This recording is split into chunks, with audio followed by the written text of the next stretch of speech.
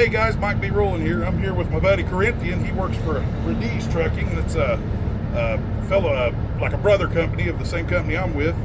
He's riding an old truck. We're just sitting here talking about old trucks being good trucks. And I told him about my channel and hooked him up. Got a new subscriber there, but we were having a great conversation. I'm like, man, we got to turn the camera on. This is what they want to hear, And we were just talking about, my truck I call mine the Beast, and it had a 2013 ISX and ate the camshaft, and it was going to be like $32,000 to rebuild that engine because it literally just nuked itself. Oh. And I ran the numbers. It sat in the shop for like 73 days because my mechanic was like, I'm waiting on Cummins warranty, this, that, and the other.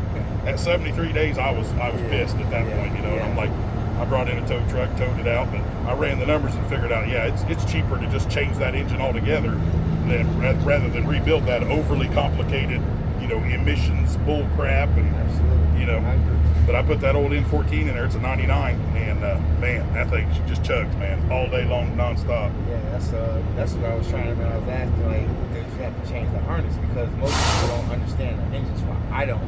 Yeah. So I'm trying to learn about that because I got the ISX original in my Freightliner. Yeah. But it came with a Detroit.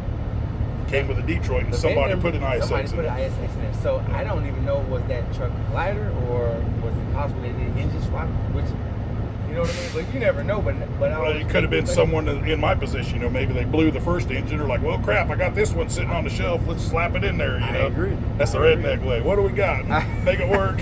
So basically, you was just letting me know, explaining to me a little bit more about how they have a kit ready. Yeah, because these engines, they're set up. The engine mounts and the bell housings are typically the same, but the engine's mounts and then your charge air cooler piping is going to be at different levels for different engines. So there's a company out in Oregon.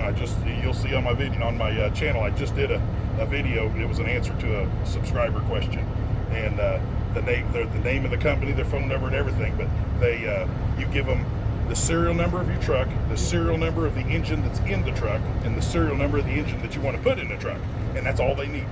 And they'll run those three numbers, and they've done so many engines that they'll just go right out to their shelves.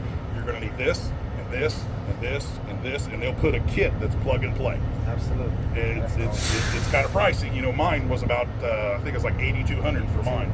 But it was literally rip this engine out, slap the new engine in, got to move the motor mounts. Yep, that lines up, set her down, then everything else just bolted right on.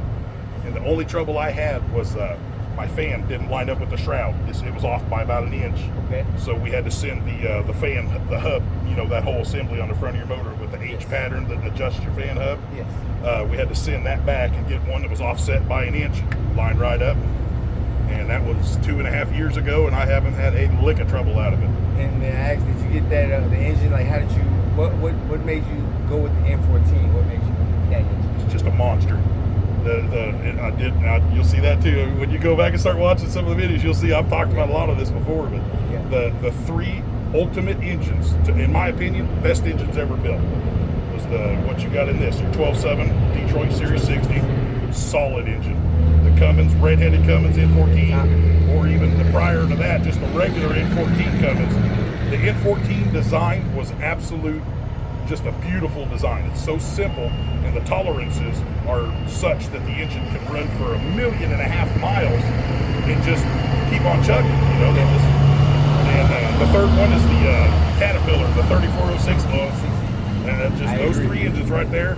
You can never go wrong with any one of those. I agree. I would say that's on my. If you had to look the greatest of all time diesel engines, I think those, whatever order you want to place them, it doesn't matter. But I think that's the top three. I don't think you can go. I don't know any other engine that you could say you would put over those. Yeah. I mean, those three. You'll hear a lot of people say, "Oh, I want one of those Caterpillar 6NZ." All that 6NZ is, that's an indicator that engine was built for a bulldozer. That's all it means. 6NZ is just that was typically put in the dozers, and somewhere along the line, somebody convinced people that engine was like a premium Caterpillar. Right. No. As soon as you put yellow paint on an engine, you're going to pay 30% more for everything. I mean, that's a given. That's like John Deere green and Caterpillar yellow. Those are expensive colors. The reason why I would go N14 Detroit 1 and 2, if you want to place one or two of the other over the Cat, only because of cost. Exactly. I think it depends on your, like, a lot of truck drivers, especially for owner operators like myself. I got in the industry. I didn't really have any, financial. I didn't have a lot of financial resources. I had to get what I could get. Start out from scratching, man. So if I would have had a cat engine, and let's say it's time to do a rebuild, you're probably looking at $20,000 for an in-frame for a Caterpillar. Nowadays in the new market, probably closer to 25. 25,000. Yeah, and that's if you go to a dealership, you're talking 30, 35, could be 40 grand. But you go to, like, the shops that I use are like, and I've told people many times, find you a good mom and pop shop. It's got, like mine, he has 3 mechanics, he has 2 doors, and like he can fit 5 trucks in there. Yes. And top notch works. I'm paying roughly $105 an hour. Yes. But if I call him and need to get something done, I'm in the door. I'm one of his clients. I'm one of his regulars. And but for a lot of the times, if he's got his bays full or whatever, like right now, I got a cold water leak. As long as it's warm, it won't leak a drop. But as soon as it gets cold, she starts seeping. All trucks do it, or a lot of trucks do it. But I told him I got a cold water leak, and it just needs a good grease job, lube job. Just go through it and make sure everything's good. I don't want to climb my big ass under that truck and examine all that stuff. I'd rather pay him to do it and keep my hands clean. I agree. I agree. I mean, I'm with you. Like I said, if you get a good old school engine, the cost to rebuild, the parts are so much cheaper. Well, not just that, but when you look at the marquee signs in these mechanics buildings as you're driving around the country, almost every mechanic shop out there has that Cummins sign and that Detroit sign. Yes. The Caterpillar, everybody's like, I got a cat guy, Anybody can build a cat, but they've got this. My God, that thing's loud. They got this. Somehow they've got this reputation that they're like a premium mechanic because they're a cat guy. I agree. But as far as availability of parts, cheapness of parts, and availability of mechanics to work on them, the 2 best, N14 and Detroit. Absolutely. 12.7. I agree. Couldn't go wrong. I think a lot of it's good we're talking about this because I've had a lot of conversations with a few of my owner operator buddies. We all like very young, only been doing it, probably been driving less than 8 years and under on average, and we've all had different experiences. One of my buddies, he had bought new equipment, wanted to go with mission trucks, and I seen him, run through, like, every breakdown was $2,500. Every time. I've never had a breakdown over $1,000 unless I had to touch the engine.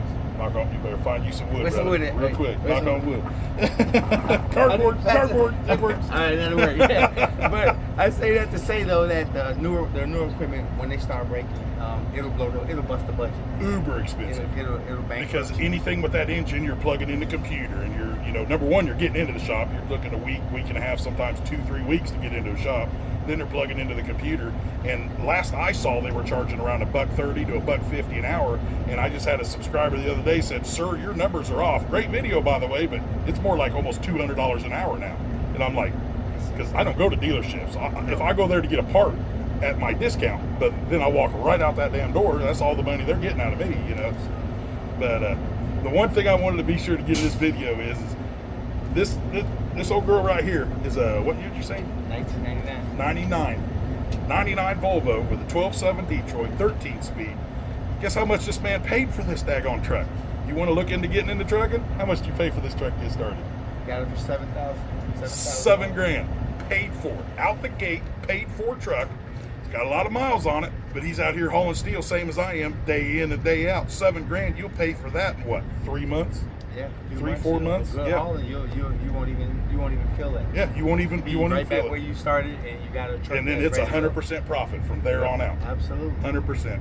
And the cost of it, the cost to operate, is so efficient. That truck is very efficient. 12.7 Detroit's it's a fuel. It sips it. It's very efficient, very reliable. It's pulling hills. I could pull hills at first. Yep. I was struggling to get up hills, and my other truck only had 400 horsepower. This one got 475. So the performance that I'm having now, I'm able to make a little bit more money because I'm actually getting to my customers a little faster. Yep. Being a little more efficient, even time wise. So it's been great to me. It's been a dream. Yep. Well, what gears did you got in it? The gears? Yeah. I believe those are don't quote me. I believe I got the 355. 355. There you go. Yes. I was just getting ready to sit down and do a video. I'm still learning, Mike. This truck right here, the Beast, has got 336s. 336s. It is a West Coast truck. It's a 100-mile-an-hour truck. I don't need a 100-mile-an-hour truck. I need a truck that can pull a mountain at 65 mile an hour. Absolutely. And I was just talking in a video the other day about you got every engine has a torque range. You know, like your 12.7 Detroit. I think you're going to be 14.5 to 15 up to 16.5 is your that's when you hit your peak torque. You know, so you're the ultimate gear. Since you're getting really good fuel mileage with 355s, 13 speed, I bet at 65 mile an hour you're doing what, 14.25, 14.5. On my RPM? Yeah. Right there. Roughly. That's why you're getting that sweet ass. You're right in that torque spec, and you get the right gears to match your training. And you know, if you're in Indiana and the Midwest, and you're going to be doing 65, occasionally 70, but for the most part, you're going to be doing 60 and 65. You need to have your truck geared to where at 65 you're running right in that peak torque, and you will get just amazing fuel mileage. That's something like I gotta learn more about that. To be honest, like I said, I'm still learning. You know, this truck was built right. Yeah, there's no doubt about that. Sure, my mechanic said that. He said he saw it. He just was like, "All right, you good to go now." Yeah, you did all right. He liked my other truck, but this one he was just like, "You bulletproof."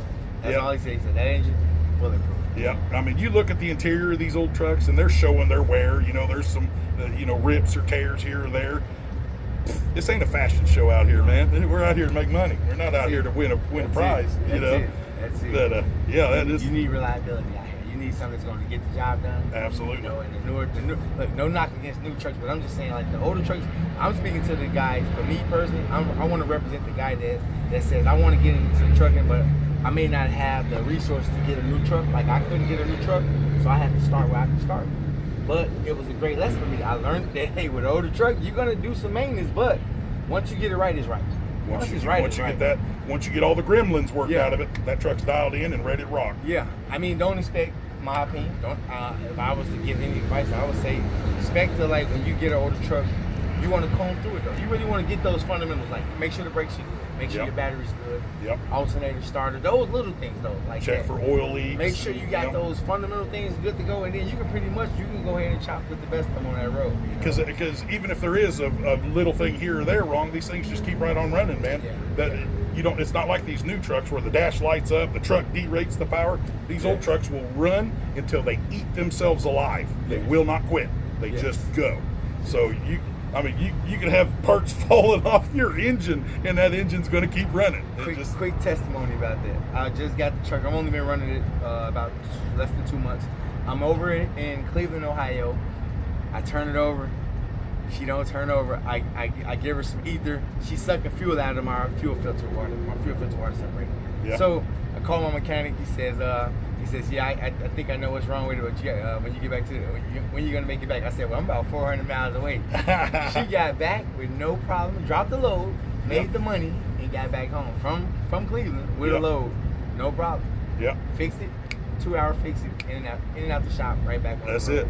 It probably didn't cost a whole hell of a lot either. Didn't cost much. What was it? What was the problem? It was so behind the so right there, right by the, I want to say it's right by the firewall. It's something called it's an intake, like an intake retarder. What it's doing is it's the fuel filter. When you turn the truck on, it's supposed to give your the fuel to the injection, and it was sucking the fuel back into it. It wasn't. Okay, you had a vacuum. It was like a vacuum block on your fuel. Yeah. So I'm paraphrasing his language, but basically it was sucking it back in. So he says it wasn't being released until.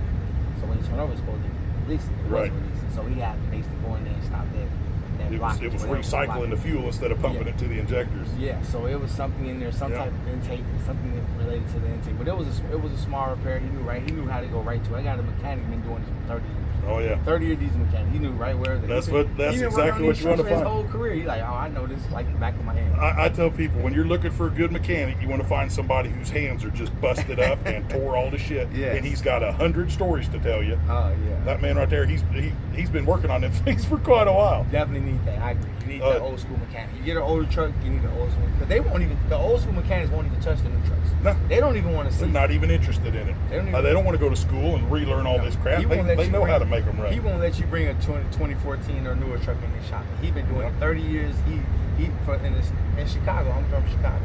Yeah. He pretty much services an entire side of the city. Yeah. The entire side. He He's has the over go-to. 40 He's trucks. the guy. People are banging on the door. Please, just get me in there today. That's you know? it. Like That's he's that it. guy, but he's good at what he do. But yeah, when you told me how you got this truck going, that's what I was thinking. Man, I've got to turn the camera on and talk about this because I appreciate you know so many people are like, how do I get started in trucking? Or I'm a company driver. How do I become an owner operator?